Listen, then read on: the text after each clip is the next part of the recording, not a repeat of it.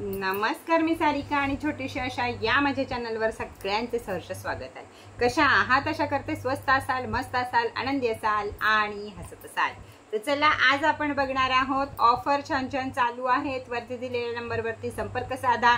माझ्याकडनं वस्तू मिळायला 15 ते 3 आठवडे जाऊ शकतात, त्यामुळे त्याच गोष्टीचा लक्षात ठेवूनच माझ्याकडे ऑर्डर करा। तुम्ही पैसे पे केले तर ते बघायला यायला सुद्धा मला कधी कधी 8 दिवस जातात, कधी कधी 8 मिनिटं सुद्धा जातात। त्यामुळे मनाची तयारी ठेवायची। ताईकडनं येणारे प्रोडक्ट्स हे आपल्याला थोडंसं उशिरा येणार आहे। ज्यांना श्रद्धा आहे, सबुरी आहे, त्याच लोकांनी या गोष्टी मागवत चला। मी 1 ते 4 ऑनलाईन असते। जेव्हा मला दुसरं काही काम असतं त्यावेळी मी ऑनलाईन नसते, पण जेवढं मला शक्य तेवढं काम मी रोजच्या रोज उरकत असते। तरी पण आपला हाय करून नंबरवरती घेणं हे तुमचं कर्तव्य आहे। तर चला बघूया आज आपण की कोणत्या या 7 वाईट सवयी आपल्याला आपले ग्रह खराब करतात। मी कायमच सांगत आलेले पहिल्यापासून, ग्रह खुश तर सारी दुनिया खुश, आपलं आयुष्य खुश, आपण आयुष्यात खुश आणि हेल्दी। हेल्थ, वेल्थ, प्रॉपर्टी, सौंदर्य, जे काही तुम्हाला पाहिजे आहे ते सगळं आणि सगळं या 9 ग्रहामध्येच ठरलेलं आहे।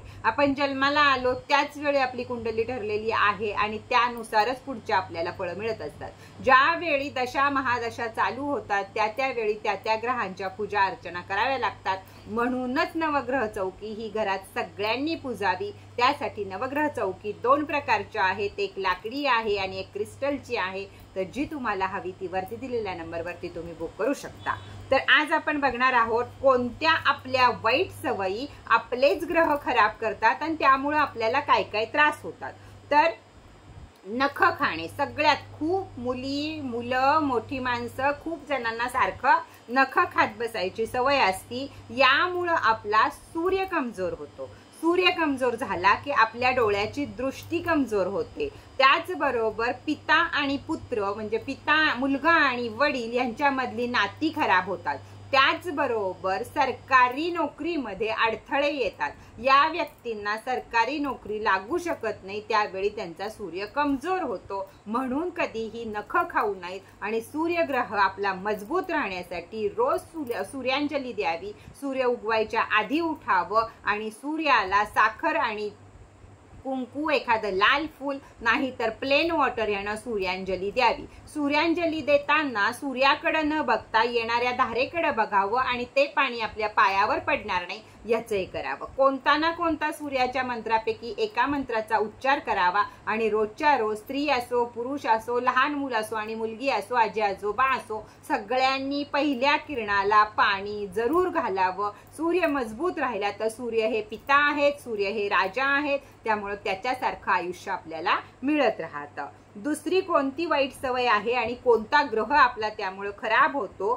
तर कायम बसून पाय हलवणे, कायम बसून मांड्या हलवणे, कायम डोक्याला हात लावणे, कायम बोट मोडणे, या सगळ्या सवयींमुळे चंद्र आणि शनी हे दोन्ही ग्रह खराब होतात। त्यामुळे चंद्र खराब झाला की आईशी संबंध बिघडतात, मानसिक टेन्शन येतं, डिप्रेशन मध्ये जातं, मानसिकतेचे औषधं चालू होतात। त्याचबरोबर शनी खराब झाल्यावर धंदा, व्यापार, तब्येत या सगळ्यांवर परिणाम होतो। म्हणून शनीला स्ट्रॉंग ठेवण्यासाठी जर आपण बसून पाय हलवत असाल, आपण बसून डोक्याला हात लावत असाल, आपण बसून जर बोटं मोडत असाल तर या सगळ्यात वाईट सवयी आहेत। बाळ मांडीवर नसताना मांडी रिकामी हलवणं यानं सुद्धा चंद्र खराब होतो। मांड्यात थोपटणं, उगाचच बिनकामाची सवय असती माणसांना आपल्या पायांवर हात मारत बसायची, तर ते सुद्धा चुकीचं आहे। जे तबला वादक असतात ते चुकून आपल्या हात आपल्या मांडीवर वगैरे वाजवू शकतात, त्यावेळी त्यांची ती कला असते, त्यावेळी त्यांचा शनी खराब होत नाही। पण आपल्यासारखा सर्वसामान्य माणूस ज्याचा हाताचा आणि मांडीचा वाजवायचा काही एक संबंध नाहीये, त्यांनी जर हे काम केलं तर शनी आणि चंद्र 2 ग्रह खराब होतात। यासाठी या सवयी मोडा आणि घरामध्ये नवग्रह चौकी ठेवा। तिसरा चूक आपण कोणती करतो? तर घरात अनेक चप्पल आणि अनेक कपडे यांचा पसारा पडणे, यामुळे सुद्धा शनी खराब होतो। शनी या गोष्टीला स्वच्छता, लक्ष्मी पण यामुळे नाराज होते, शुक्र पण यामुळे नाराज होतो. शुक्र ग्रह जर मजबूत असेल तर आपल्याला हेल्थ वेल्थ सगळं काही मिळतं, माणूस लक्झरी लाईफ जगू शकतो. पण यासाठी घराची स्वच्छता, स्वतःची स्वच्छता आणि घरातल्या चप्पल आणि कपडे याची स्वच्छता असणं अतिशय महत्वाचं आहे. तर घरात चप्पलचा पसारा, दारात पडलेल्या चप्पल, कपडे अस्ताव्यस्त कपाटाच्या बाहेर पसरलेले, घरात खूप सारे कपडे असणे, या सगळ्या गोष्टी शनीला कारक ठरतात. आणि एकदा शनीची वक्रदृष्टी तुमच्यावर पडली तर लक्ष्मी माता सुद्धा तुमच्यावर प्रसन्न होणार नाही. त्यामुळं घराची स्वच्छता, वैयक्तिक स्वच्छता, चपला आणि कपडे, केरसुणी या गोष्टी जागच्या जागीच राहिल्या पाहिजेत. अस्ताव्यस्त किचन, खरकटी भांडी या सगळ्या गोष्टी शनीला कारक आहेत, लक्ष्मीला कारक आहेत, शुक्राला कारक आहेत. या सवयी मोडल्या तर तुम्हाला शनी खराब होणार नाही आणि तुमचा शुक्र पण खराब होणार नाही. तुम्हाला व्यवस्थित जर जीवन जगायचं असेल तर या तुमच्या वाईट खोडी मोडल्याच पाहिजे. त्याचप्रमाणे शुक्र अजून कुठं खराब होतो तर ज्या स्त्रिया किंवा पुरुष यांच्या पायांना भेगा पडलेल्या असतात. आता काहींना जर शारीरिक प्रॉब्लेममुळे भेगा पडल्या असतील तर त्या तात्पुरत्या स्वरूपाच्या असतात, पण शक्यतो ज्या लोकांची पावलं सुबक, नाजूक आणि लाल असतात त्या लोकांच्या पायात लक्ष्मी असते. आणि त्या उलट ज्या लोकांना भेगा पडलेले त्यांचे पावलं असतात त्यांच्या पायात लक्ष्मी नसते, हे शास्त्र सांगतं. आणि इथं शुक्र ग्रह खराब होतो. ज्या प्रकारे आपण आपल्या चेहऱ्याची, केसाची काळजी घेतो त्याचप्रमाणे आपण आपल्या टाचांची सुद्धा काळजी घ्यावी. झोपताना पाय स्वच्छ धुवून, तुम्हाला जे काही पायांना भेगांना क्रीम लावायचं असेल ते लावून झोपावं. सकाळी आपल्या आंघोळी बरोबर पाय घासावेत, म्हणजे लवकरात लवकर भेगा बऱ्या होतात. आणि आपल्याला तुम्ही बघा, तुमचे पाय जेव्हा कधीतरी अचानक जर आपल्याला लॉस होणार असतो तर आपल्या पायांना भेगा पडतात. तो लॉस निघून गेला की काही न औषध पाणी करता सुद्धा भेगा बऱ्या होतात. म्हणजे भेगा हे शुक्र खराब व्हायचं लक्षण आहे. त्यामुळं या गोष्टी टाळा, म्हणजे लक्ष्मी तुमच्या घरात नांदेल. सगळ्यात महत्वाचं, पुरुष तर आहेतच आहेत, पण स्त्रिया या लोकांना लक्ष्मी त्यांच्या पायात असते बोललं जातं, म्हणून त्यांची पाऊले, त्यांचे पाय, त्यांची पायाची नख हे सगळं स्वच्छ असावं असं शास्त्र सांगतं.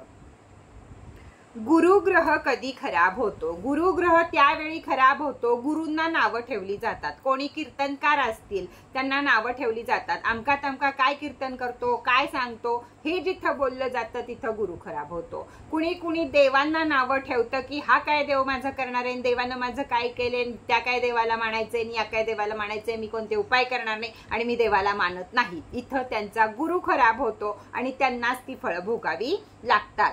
वडीलधारे जी माणसं असतात, शिक्षक लोक असू दे, आई वडील असू दे, यांचे जे अपमान करतात त्यांचा गुरु खराब होतो. त्यामुळं बुद्धी भ्रष्ट व्हायला सुरुवात होते, त्यांना कशातही जय मिळत नाही. त्यामुळं गुरुतुल्य लोकांना कधीही उलट बोलू नाही, त्यांच्या मागणं कधी बोलू नाही. त्याचबरोबर देव असो, गुरु असो, आता हे स्वामी समर्थ असो, गजानन महाराज असो, साईबाबा असो, हे साऱ्या जगताचे गुरु आहेत. ज्ञानेश्वर माऊली असो, सगळ्या जगताचे गुरु आहेत. तर आपले जर एक गुरु आहेत, आपली एनर्जी एका गुरूंशी कनेक्ट होती. आता माझी साईंशी कनेक्ट होती तर तुमची स्वामींशी कनेक्ट होती. यावेळी मग मी स्वामींना नावं ठेवले तर माझा गुरु खराब होईल, तुम्ही साईंना नावं ठेवले तर तुमचा गुरु खराब होईल. कारण हे युगपुरुष आहेत, जे सगळ्या जगताचे गुरु आहेत, त्यांना त्यांच्यात वाटणी करू नका. सगळेच देव, सगळेच गुरु सारखे जर असं मानलं तर आपला गुरुग्रह कायमस्वरूपी मजबूत राहतो. नोकरीमध्ये अडचणी येत नाहीत, लग्नामध्ये अडचणी येत नाहीत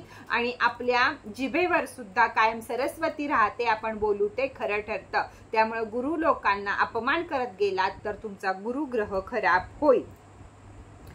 त्याचबरोबर राहूला चुगल्या करणं आणि खोटं बोलणं हे पसंत नाही. जी लोक चुगल्या करतात, पाठीमागून गॉसिप करतात, किंवा जी लोक पुढचं, आपण 2 जणी बायका बसलेलो आहे किंवा 2 जण पुरुष बसलेले आहेत, एकत्र गप्पा मारत आहेत आणि एक जण उठून गेला आणि आपल्यापाशी तिसरा बसायला आला, तर जो उठून गेला त्याच्याबद्दल दोघींनी चर्चा करत बसणं, प्रत्येकच व्यक्तीला नावं ठेवणं, चुगल्या करणं, ह्याचं त्याला सांगणं, त्याचं ह्याला सांगणं, या सगळ्या गोष्टी राहूला बिलकुल पसंत नाही आहेत.